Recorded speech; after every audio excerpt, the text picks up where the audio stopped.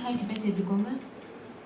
நீங்கள் காரம் ஜாஸ்தி சாப்பிடுவீங்கன்னா அதிகமான மிளகாய் கூட சேர்த்துக்கலாம். நான் வந்து மீடியமான காரம் இருக்கிறதுக்காக சேர்த்துருக்கேன். இப்போ ஸ்டவ்வை லோ ஃப்ளேமில் வச்சுட்டு லேசாக கலர் மாறிட்டு வர வரைக்கும் இதை நல்லா வறுத்துக்கோங்க. இப்போது லேசாக கலர் சேஞ்ச் ஆக ஆரம்பிச்சிருக்கு. ஸ்டவ்வை வந்து ஹை ஃப்ளேமில் வச்சிடக்கூடாது, லோ ஃப்ளேமில் தான் இருக்கணும். இந்த ஸ்டேஜில் ஸ்டவ் ஆஃப் பண்ணிவிட்டு இதை முழுமையாக ஆற வச்சுருங்க. நல்லா ஆறினதுக்கப்புறமா ஒரு மிக்ஸி ஜாருக்கு மாற்றிட்டு எந்தளவு முடியுமோ அந்தளவுக்கு ஃபைன் பவுடராக அரைச்சி எடுத்துக்கோங்க. பாருங்கள், இப்போ பவுடர் தயாராகிடுச்சு. இது ஒரு உரமாக இருக்கட்டும். இதோட கன்சிஸ்டன்சி இந்தளவு தான் இருக்கணும். இதை நீங்கள் அதிகமான குவான்டிட்டியில் செஞ்சு ஸ்டோர் பண்ணி வச்சு கூட யூஸ் பண்ணலாம். ஓகே, இப்போ இது ஒரு உரமாக இருக்கட்டும். ஒரு கடாய் சூடு பண்ணிக்கோங்க. அதில் 3 டேபிள் ஸ்பூன் எண்ணெய் சேர்த்துக்கோங்க. நல்லெண்ணெய் சேர்த்து பண்ணிங்கன்னா இந்த குழம்பு ரொம்பவே டேஸ்டியாக இருக்கும். எண்ணெய் சூடானதுக்கப்புறமா 1 டீஸ்பூன் கடுகு பொரிஞ்சதும் கொஞ்சமாக உளுத்தம்பருப்பு, 1/4 டீஸ்பூன் வெந்தயம், 1/2 டீஸ்பூன் சீரகம் சேர்த்துக்கோங்க. தாளிதம் நல்லா பொரியட்டும்.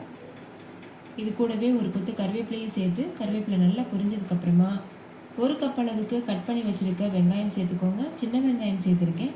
நீங்கள் பெரிய வெங்காயம் சேர்க்குறதா இருந்தால் 2 மீடியம் சைஸ் அளவு வெங்காயத்தை பொடியாக அரைஞ்சிட்டு சேர்த்துக்கோங்க. இது கூடவே ஒரு கைப்பிடி அளவு பூண்டு பற்கள் தோல் உரிச்சிட்டு சேர்த்துக்கோங்க. சேர்த்துட்டு இதையும் நல்லா வதக்கிடுங்க. ஸ்டவ்வை லோ ஃப்ளேம்லேயே வச்சுட்டு இந்த வெங்காயத்தை நல்லா வதக்கிக்கோங்க. வெங்காயம் நல்லா வெந்து வரணும். அப்போ தான் குழம்பு வந்து நல்லா திக்காக இருக்கும். இது கூடவே கொஞ்சமாக உப்பும் சேர்த்து நல்லா மிக்ஸ் பண்ணிடுங்க. இப்போ பாருங்கள், வெங்காயம் நல்லா வெந்திருக்கு. இந்த ஸ்டேஜில் இது கூட தக்காளியை அரைச்ச பேஸ்ட் வந்து சேர்த்துக்கோங்க. 2 மீடியம் சைஸ் அளவு தக்காளியை ஃபைன் பேஸ்ட்டாக அரைச்சிட்டு இது போல சேர்த்துட்டு தக்காளியோட பச்சை வாசனை போகிறது வரைக்கும் நல்லா வேக வச்சுக்கோங்க. பாருங்கள், தக்காளியோட பச்சை வாசனை நல்லா போயிடுச்சு. இப்போ இதில் 1 டீஸ்பூன் மிளகாத்தூள், 1/4 டீஸ்பூன் மஞ்சள் தூள், கூடவே ஏற்கனவே நம்ம அடைச்சி வச்சுருக்க பொடி இதெல்லாம் சேர்த்துருங்க.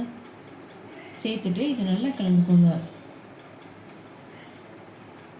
கலந்துட்டு இது கூட புளி கரைசல் சேர்த்துக்கோங்க. ஒரு எலுமிச்சம்பழம் அளவு சைஸ் புளி எடுத்து தண்ணியில் 1/2 மணி நேரம் ஊற வச்சுட்டு கரைச்சிட்டு வடிகட்டிட்டு இது போல் சேர்த்துக்கோங்க. சேர்த்துட்டு இதையும் நல்லா கலந்துருங்க. இப்போ இதில் தண்ணி சேர்த்துட்டு கலந்துக்கோங்க. தேவையான அளவுக்கு தண்ணி சேர்த்துக்கோங்க.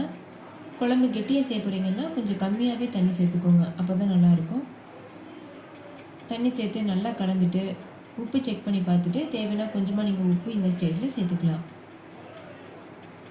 இப்போ மூடி போட்டு மூடிட்டு லோ ஃப்ளேம்லேயே வச்சுட்டு எண்ணெய் பிரிஞ்சு வர வரைக்கும் வெயிட் பண்ணுங்கள். இப்போ பாருங்கள், நல்லா வந்து நம்ம சேர்த்துருந்த எண்ணெயெல்லாம் பிரிஞ்சுட்டு வெந்தய குழம்பு வந்து சூப்பராக தயாராக இருக்குது. குழம்போட கலர் டெக்ஸ்சர் எல்லாம் பாருங்கள், டேஸ்ட்டும் ரொம்பவே பிரமாதமாக இருந்தது. மெத்தடில் ட்ரை பண்ணி பாருங்கள். உங்ககிட்ட வெல்லம் இருந்ததுன்னா ஒரு சின்ன துண்டு வெல்லத்தை கடைசி இதில் சேர்த்து மிக்ஸ் பண்ணிவிட்டு சர்வ்